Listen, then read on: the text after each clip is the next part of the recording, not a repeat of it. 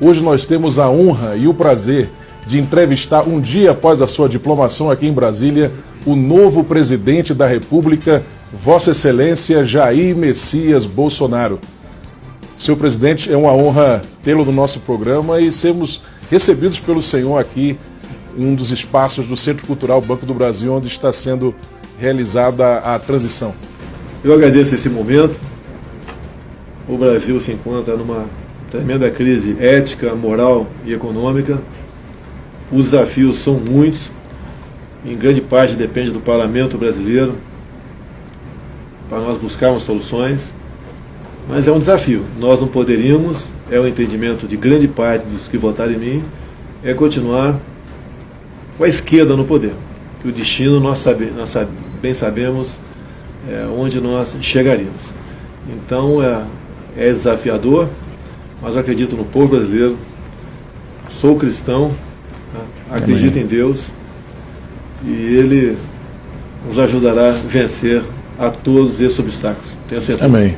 E por falar de obstáculos, durante muito tempo se dizia no Brasil que para alguém ser eleito presidente era necessário ter um partido muito forte ou fazer alianças partidárias com partidos muito significativos, fortes, ter tempo de TV, fazer alguns acordos preliminares ali, negociando cargos e ministérios para garantir apoio durante a campanha, manter um discurso politicamente correto. E o senhor venceu essa eleição não só não fazendo nada disso, mas também superando essa campanha constante, negativa, explícita da maioria esmagadora da mídia, da maioria do mainstream midiático brasileiro contra o senhor. E mais ainda, além de vencer a eleição com 10 milhões de votos à frente do candidato do PT, o senhor também pegou o PSL, aquele partido pequeno, e transformou nessa potência política que hoje é e que tem tudo para ser o maior partido na Câmara nessas negociações entre legislatura, né? A que o senhor deve essa vitória surpreendente? Primeiro, parte da mídia continua fazendo o mesmo trabalho, né? Fixo numa matéria e a partir dali não tem negociação com eles. Mas sabia que isso ia continuar acontecendo.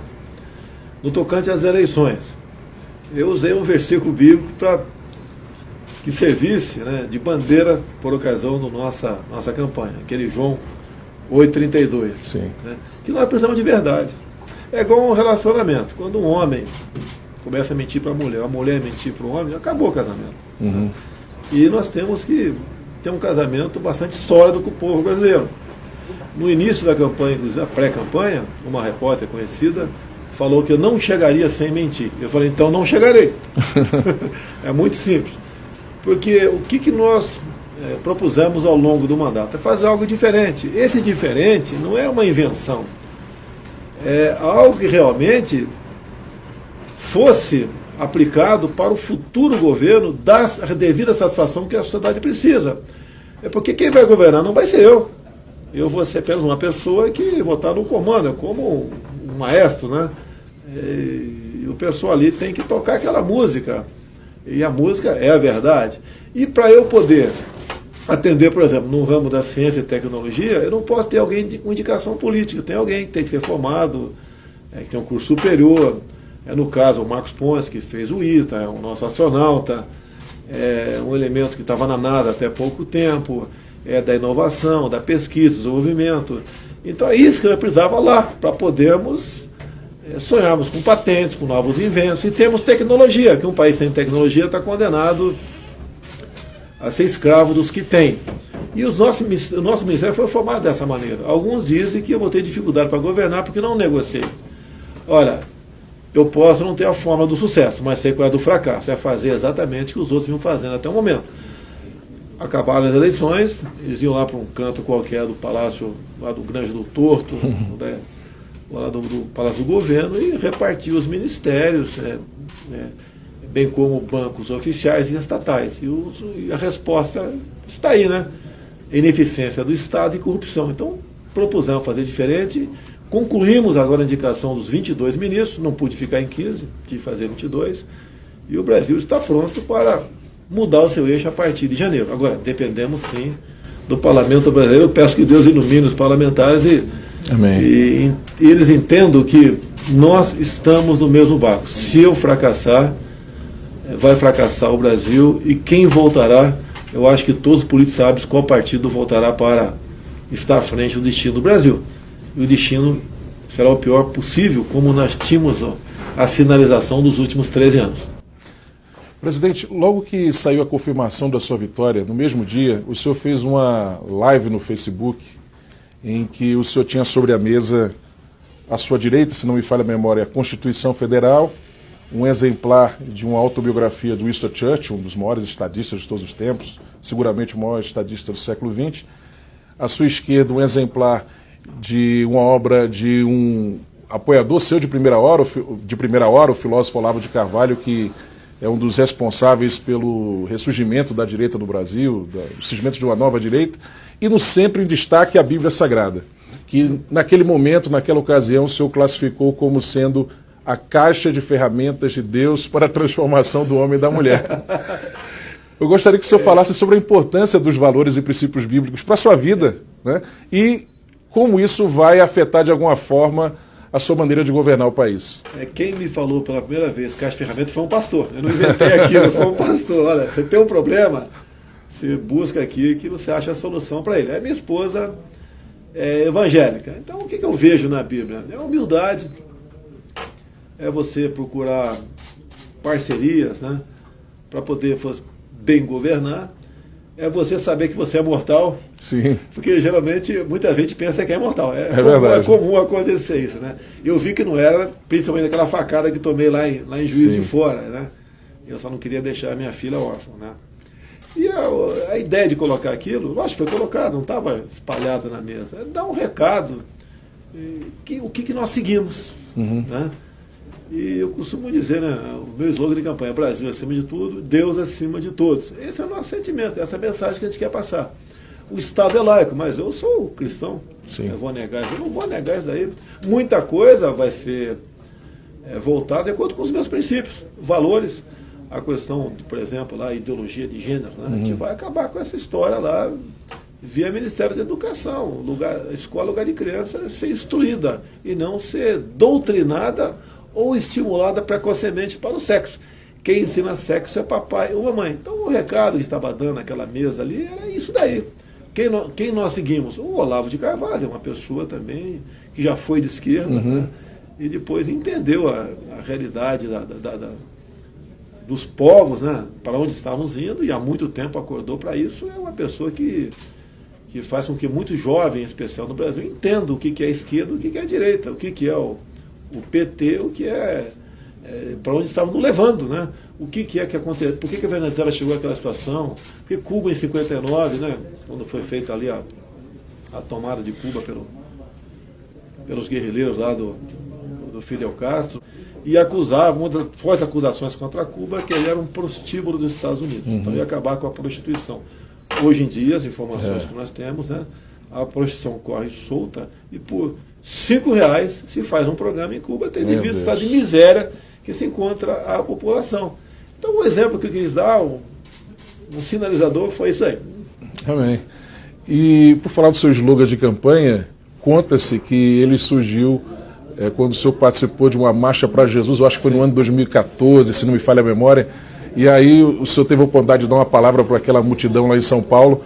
E aí, na hora, saiu de improviso, Brasil acima de tudo, Deus acima de tudo. Como é que foi isso? Eu estava aqui em Brasília, era um palco que foi colocado na esplanada. Foi naquele evento que fizeram durante a semana, né? E tinha ali me lembro, sim. uns 40 deputados, pelo menos, presentes. E daí, 3 iam falar, né? Daí apontaram para mim, eu não sou evangélico, não sou pastor. Não, vai falar você. Eu fiquei numa banana. O que eu vou falar para umas 30 mil pessoas?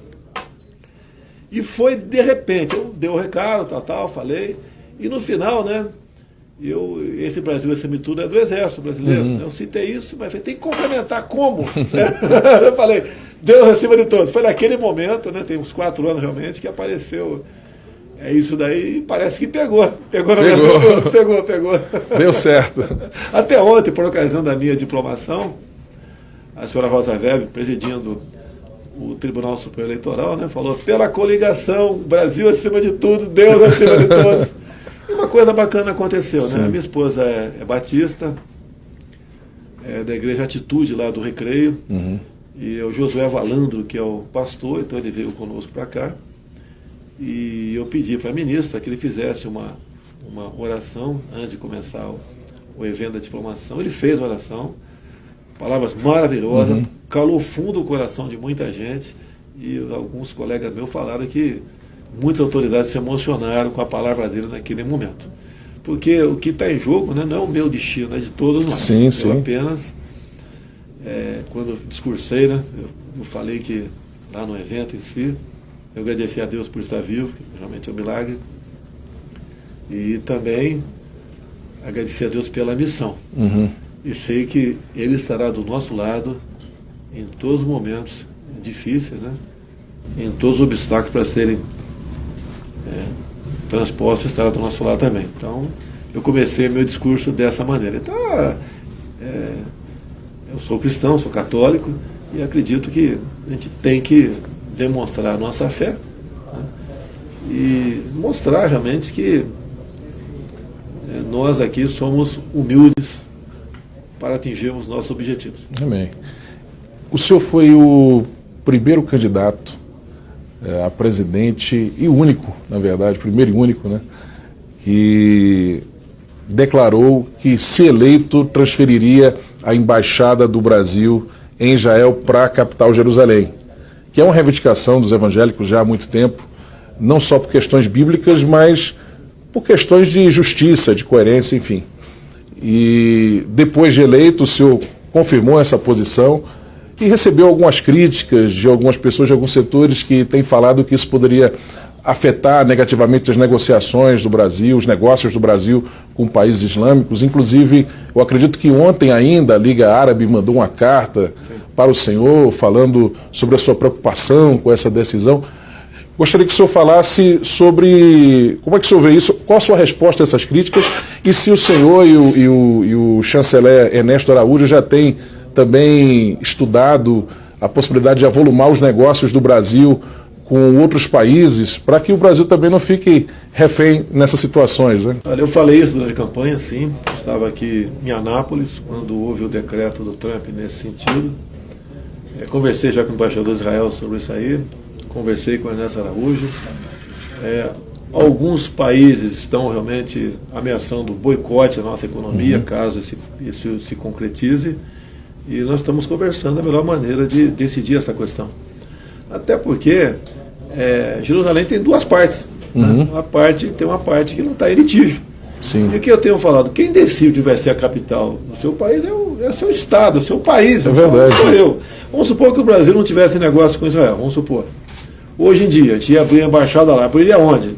Tel Aviv ou Israel? Essa é a mensagem que eu estou dando. E tenho dito, aqui no Brasil, temos todos os tipos de povos aqui dentro, vivemos em perfeita harmonia. Tá? E eu não vejo nada demais essa mudança de capital. Não temos, por exemplo, nós não temos nada contra o povo palestino, temos contra o governo. Se é que eu posso falar governo, que não é um país. Tá? Então o que nós queremos aqui é respeitar a autonomia de todos os países, os árabes, não árabes, todos. E cada país tem a sua política. Nós não vamos interferir militarmente em lugar nenhum, nem sonhamos com isso, nem temos, né, como fazer isso, não queremos brigar com ninguém. Agora queremos respeitar a ideia de todos. Então isso está sendo tratado para nós decidirmos da melhor maneira possível essa questão. O senhor sempre tem dito que sua esposa, que é evangélica, a Michele, e a sua filha Laura tem sido um grande apoio e inspiração para a sua vida. Gostaria que o senhor falasse sobre elas duas e também qual o papel que a primeira-dama vai ter em seu governo, qual a área em que ela vai trabalhar, como é que vai ser isso? Olha, eu tive 4 filhos homens. Há uma diferença enorme quando vem uma mulher. Porque filho homem, às vezes você solta um palavrão, um cascudo, um pé do ouvido, né? Joga um futebol. Com a filha é diferente. Ela realmente amoleceu meu coração. Então, não é porque é a última, não, né? A caçula. É porque é menina, é diferente. E ela está comigo em Brasília, eu estou muito feliz aí com a vinda dela. Quanto a Michelle, ela já tinha um trabalho desenvolvido muitos envolvidos agora, em especial na igreja lá da Atitude. Quando era na DIVEC também tinha um trabalho nesse sentido, tratando com surdos. Né? E ela quer continuar nessa área. Agora está um acúmulo de pessoas portadores de necessidades especiais que querem o apoio dela. Agora ela não pode achar que pode resolver todos esses problemas, porque ela se tiver uma função não remunerada, não pode ter uma equipe do lado dela.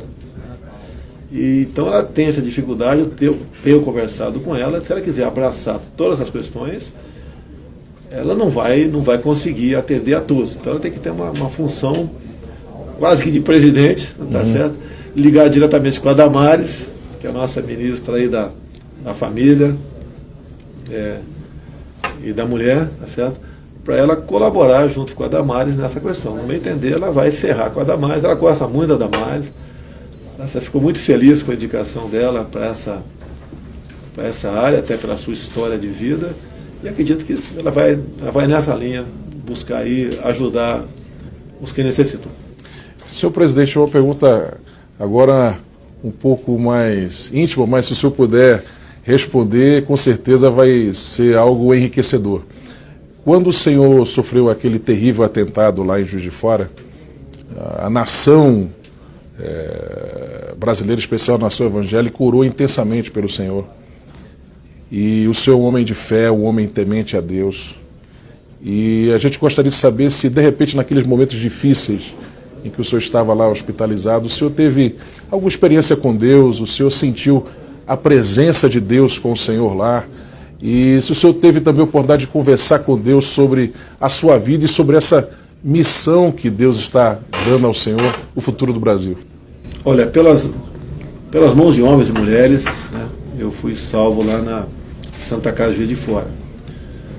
6 dias depois, eu fui submetido a uma nova cirurgia. E começou às 9 da noite e acabou às 5 da manhã. E os médicos foram unânimes, dizendo que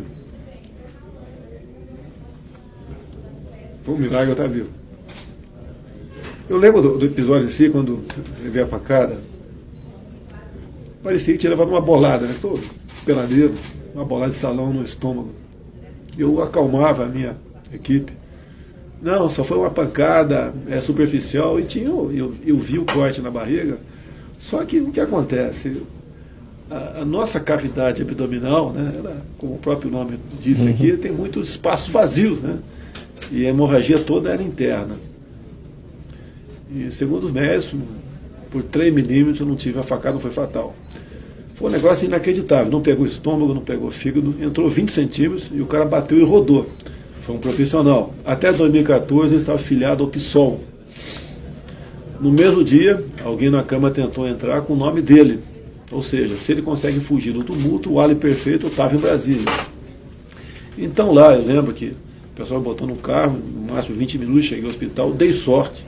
Tinha uma equipe lá que estava reunida para outro assunto, né, mas estava lá reunida. O médico tomou uma decisão de me cortar imediatamente, independente de outros exames, outros exames, né, preliminares. Ele botou tudo para fora, aqui tá, em Juiz de Fora, porque a facada rompeu em 3 locais de intestino fino e um no grosso. Eu tinha, meia hora eu tinha almoçado, tá? Então espalhou fezes e comida, alimentos por toda a cavidade abdominal.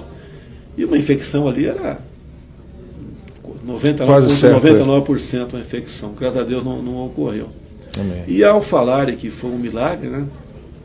Eu lembro que cheguei na Santa Casa e vi quando começaram ali mexer na minha camisa, toquei, daí eu apaguei. Acordei no dia seguinte, entrando num avião UTI para São Paulo. E na minha frente tinha um cara na minha frente, né? Quase a minha idade, eu olhava para a cara dele, olhava para a minha cara. Eu sabia que estava sendo transportado. Quem é esse cara? Né? E eu lembro que ele disse para mim, que perguntou: tá doendo? Ele disse que eu respondi não. Quer um analgésico? Ele disse que eu respondi sim. Então também da formação militar isso daí. E depois dessa segunda cirurgia, né, logicamente no meio do caminho, eu só pedi a Deus que minha filha não fosse órfã. E às vezes eu olho para a cara dela em casa e fico pensando ela sem a figura do pai dentro de casa. Então, obviamente, você tem uma experiência com Deus. Você não foge disso.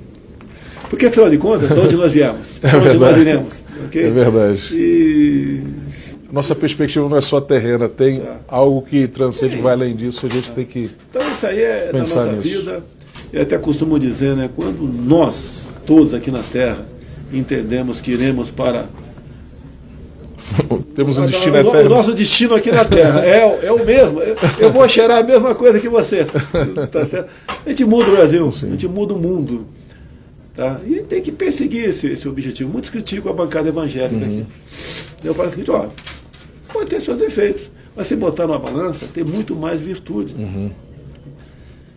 E eu tenho falado da bancada evangélica. Né? O senhor, aliás, foi um grande parceiro e amigo da bancada evangélica durante muito tempo, Eu sempre lutando pelos valores da família. Quando a questão do tal do kit gay, né? Sim. O nome pode ser até inapropriado, em 2010 descoberto, foi por mim, em novembro de 2010, e não houve uma reação imediata, porque tinha acabado as eleições, tá?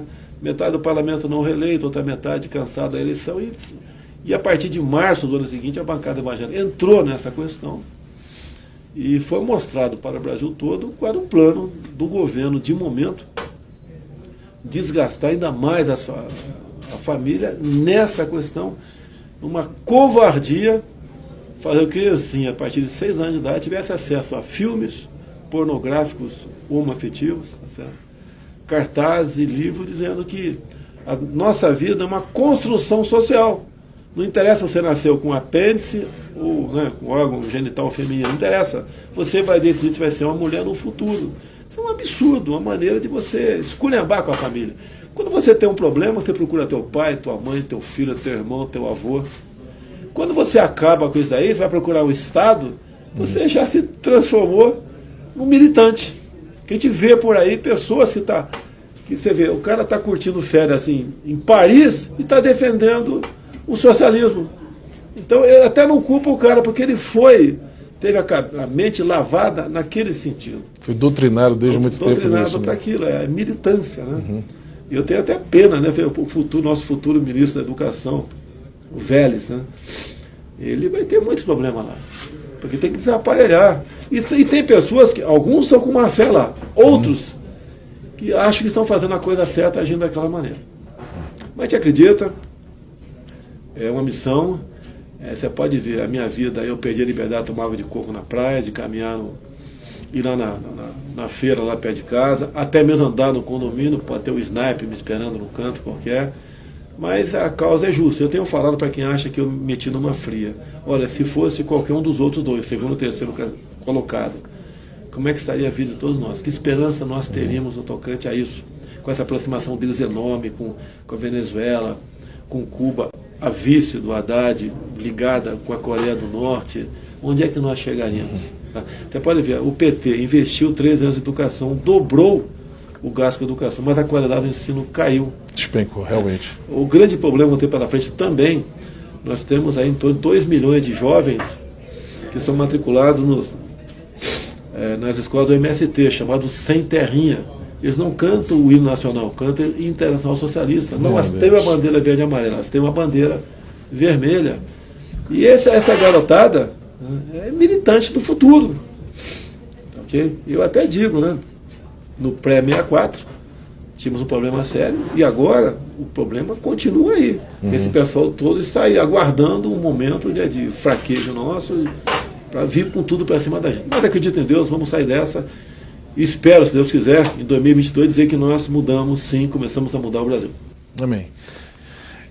O senhor prometeu que, se eleito, iria trazer a tecnologia de irrigação lá do deserto de Israel para o Brasil. O senhor pretende fazer isso nos primeiros anos, primeiro, segundo ano? E que outras medidas o senhor tem para abençoar o Nordeste brasileiro? Eu tenho contato direto com o embaixador de Israel. Ele, inclusive, está doando 2 máquinas de fazer água, né? Tamanho de uma geladeira. Cada máquina faz 5 mil litros de água por dia. E é energia elétrica. Ele falou que o consumo é pequeno. Então você pode, essa tecnologia, né? Com energia solar, começar a botar lá no Nordeste. E digo mais, o brasileiro é criativo. Ele vai olhar esse trem aí e vai falar, vou fazer um melhor, mais barato para fazer mais água. Tenho certeza disso, tá certo? Ninguém vai roubar a tecnologia do israelense, não. Então eu conheci um pouquinho da agricultura, da piscicultura do israelense, e eles querem realmente ser nossos parceiros aqui no Brasil, né? E acredito que nós temos também muito a oferecer a eles, e queremos tirar o nordestino da escravidão, daquele coronelismo lá do sertão, onde ele depende do carro-pipa, depende de uma cisterna, depende de alguém, em algumas vezes mal intencionado ao outro lado. Queremos dar essa liberdade ao povo nordestino. Ok. Presidente, encerrando essa entrevista, gostaria que o senhor se dirigisse agora à nação evangélica, em especial aos assembleanos do Brasil que votaram em peso no senhor para presidente. Que palavra o senhor traz para todo esse povo que orou, inclusive, pelo senhor e continua orando pelo sucesso do seu governo? Eu agradeço a confiança de vocês, o apoio, as orações. Vocês acreditaram em mim e nossa proposta, nós temos um compromisso. E, se Deus quiser, honraremos esse compromisso. Tudo faremos para mudar a vida do cidadão brasileiro. Tenho Deus no coração, não é da boca para fora. Tá? O meu nome é Messias, ele é uma família... naquele meu tempo eram católicos, né, que eram muito mais ativos aqui no Brasil. E uma gestação bastante complicada, minha mãe resolveu botar o nome Messias em mim. Então nós queremos, sim, a todos, não é só apenas evangélico, a todos no Brasil, tá? A oportunidade de cada um ganhar o seu pão com o suor do próprio corpo.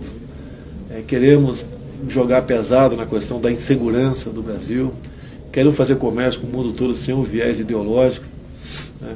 Queremos fazer com que tenhamos turismo de verdade no Brasil, que é a forma mais rápida de você arranjar emprego. Para isso você depende de infraestrutura e depende de segurança.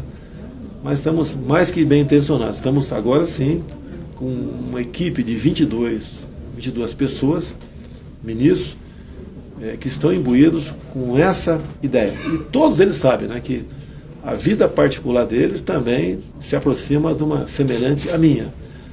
Não vamos ter muita paz pela frente, mas nós por 4 anos estaremos servindo a pátria e servindo a Deus. Então, muito obrigado a todos vocês pelas orações e pela confiança, e continuaremos juntos até 2022, com toda certeza. Amém. Amém.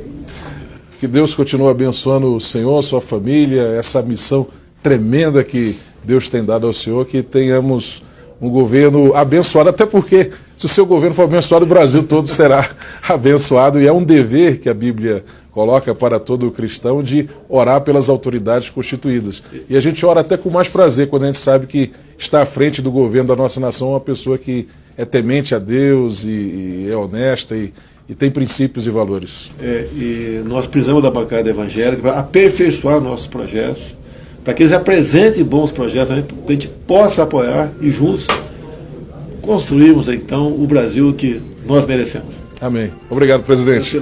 Deus abençoe. E até o nosso próximo encontro. Um abraço a todos.